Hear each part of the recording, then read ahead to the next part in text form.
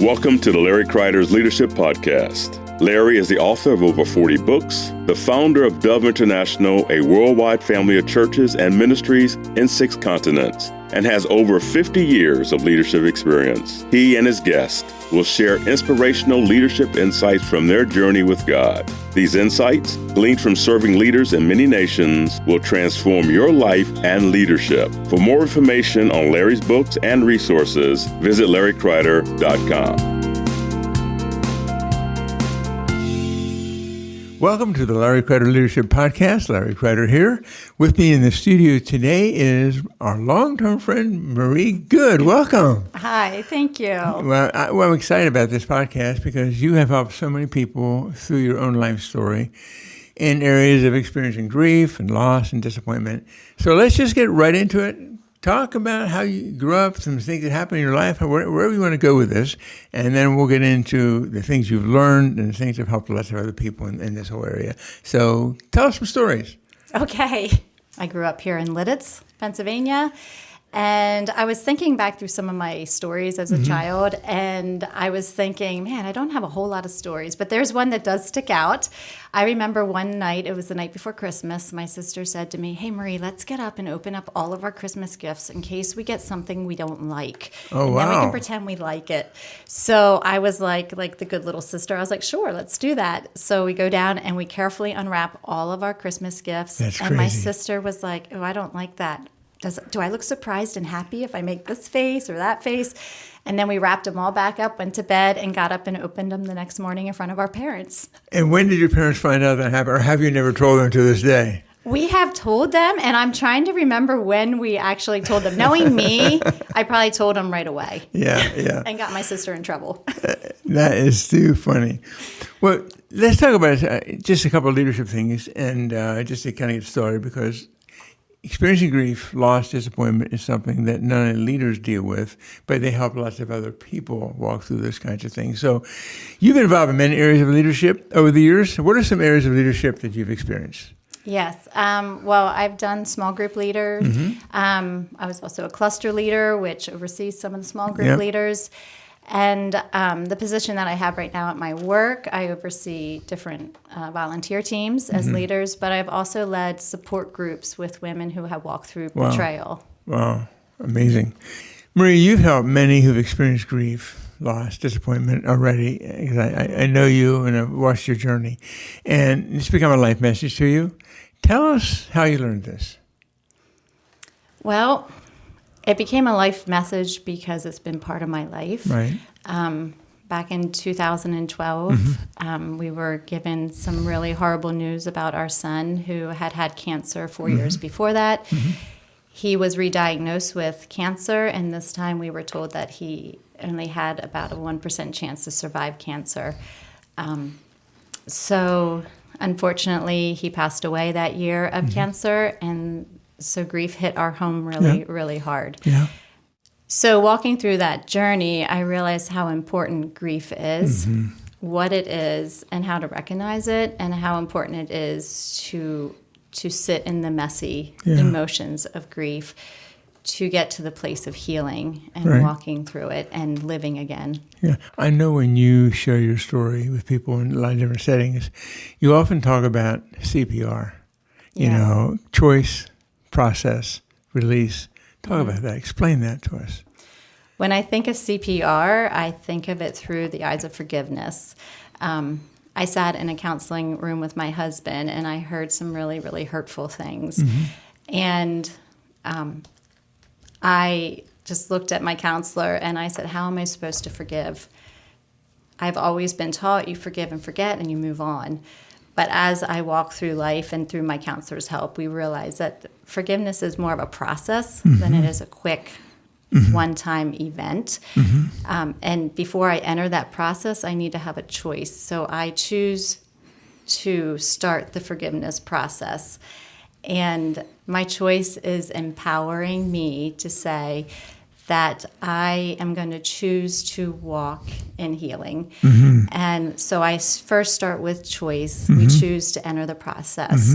And then the process actually can go hand in hand with grieving, depending how hurtful or how deep that pain was. You also need to walk through the process of releasing and grieving the losses that you had through what the incident brought on, and then releasing the person from the debt that they owe you. Okay.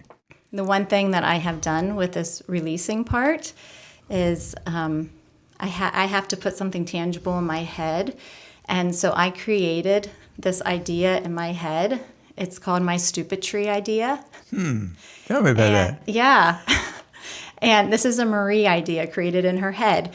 And so when someone would say something that would be hurtful to us, like after we lost our son, people, they try to help so much. Right. And people say stuff and they don't know what they're saying. Right. And sometimes it can be hurtful. And I would hear these things, and right away I would be like, you know what? I forgive them because they don't know. And I would take their little name and I would write it on a little star in my head, and I would pin it on my stupid tree. And I'd just say, that's a stupid comment for a stupid tree. And I would leave it there. So it was my tangible way of releasing them. And I cannot tell you to this day who was on that tree because I didn't think about it again. Right. So we do need to come up with a way to release someone from the hurt that they have put on us. Well, talk about how you needed to release God from the debt that you felt he owed you. That's big. That's big. Yeah. That was a pivotal moment in my spiritual walk. Yes. So I realized that a number of years after my son died, I started getting very, very angry with God. And there were different things that were happening in my world, different healings I was believing for my children, different things I was believing for myself. And I just felt like God had just been silent. And he didn't seem like he really cared anymore. And so I got very angry at God. And I actually told him, I said, if this is what it's like to follow you, God, I don't think it's worth following you. And I have some choice words I want to share with you, but I'm not going to say them in my kitchen. We'll say them in my prayer room, because that's a more holy place. Right. So I said, meet me there in 5 minutes. So I went up to my prayer room, and of course God was there because he's always with us. And I just sat on the floor, and all my anger just came out at God. And I was just so angry at him for all the disappointments that have happened in my life. And instead of walking away from him, and instead of him turning away from me, he met me in that moment. Beautiful. And he engaged in my life. And when I got up from just wailing and crying and yelling and screaming and asking God, why? Nothing had changed. The circumstances haven't changed in anything in my life, but my perspective on who he was changed. And I realized that in that moment, I forgave him. I released him from the debt that I thought he owed me. And it was like saying that I no longer blamed him for my pain. It's so good. Yeah, it's so good. The book of Psalms, David just shared his heart with God. The good, bad, and the ugly. Yes. And I think that's what was happening with you. And that's a very healthy thing. Yeah, it was like a lament. Yeah, exactly. Yes. Share with us about the note you found written by your daughter after your son, Seth, died, and what you learned from this. Yeah. After Seth died, I was in my daughter's room, and I saw in her trash can there was a note that was written. And, of course, you do what every good mom does. You pull it out and you read it. Right. So, and she was only 11, so it wasn't like she was 18. But I pulled it out and I read it, and it said, "Dear God, I forgive you for taking my brother away from me."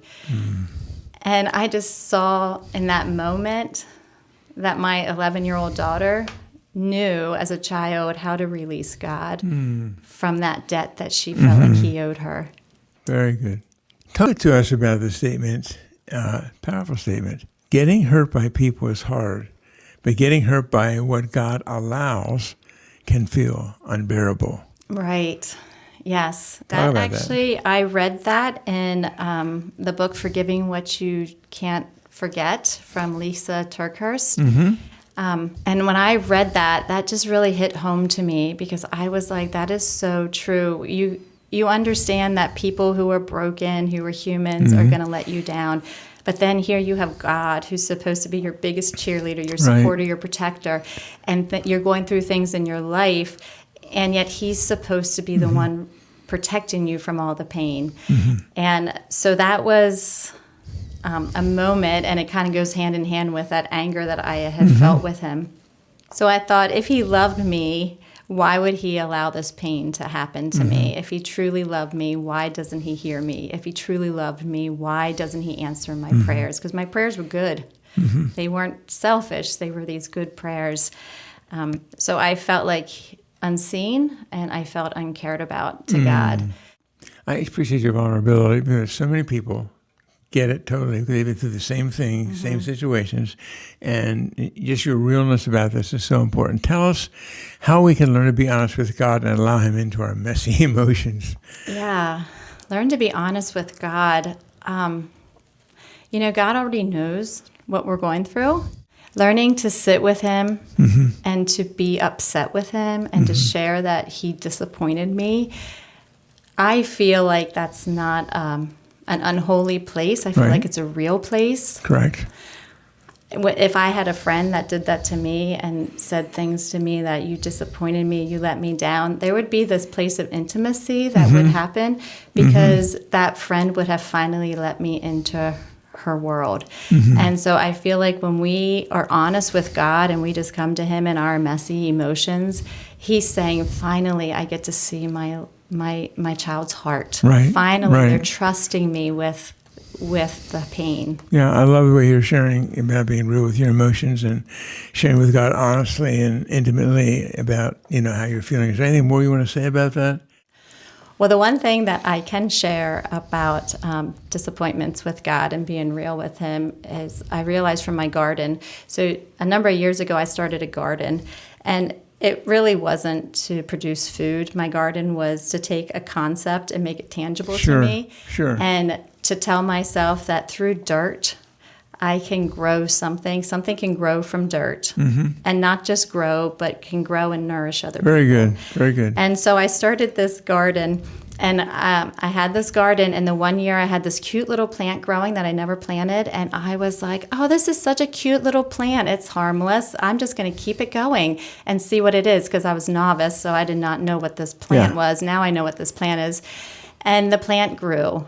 And the plant grew, and the plant grew, and it covered my garden, and I called it the boss of my garden because it was a pumpkin plant. And it took over the green beans, and it started taking over other healthy plants. And I would keep cutting it back. And I realized that every time I cut it back, it kept growing and kept growing. And I realized, like an expert gardener would know, is that you need to pull it out by the root. And so I finally just pulled it out by the root. And when I did that, God took a concept, made it tangible again to me, and just said, these are the disappointments that I would have had with God. And I thought they were harmless. I thought they were fine. I can carry them. But eventually those disappointments will take over, like the pumpkin plant did, and will take over all my healthy parts. And I have to pull it out and share with God real about how I feel. Very good. I think a question that we often ask ourselves or ask others when we go through really difficult times and grief and disappointment is, how can sorrow and joy coexist? Yeah, because they don't go hand in hand. Right. Because how can you be sad and happy at the same time? Right. Yeah. Do you have any thoughts on that? Yes, I do. So joy and sorrow can coexist, because we can have so much pain, and yet we can also come to Jesus with our pain. And when we come to Jesus with our pain and we sit in that place with him, there's a joy that comes with his presence and a peace that comes with his presence. So it doesn't take our pain away, and it might not change the circumstance, but his presence can fill us with a joy that continues to let us keep going. That's so good. Let's talk about forgiveness. Talk about what forgiveness is not. So forgiveness is not. Forgiveness is not forgetting.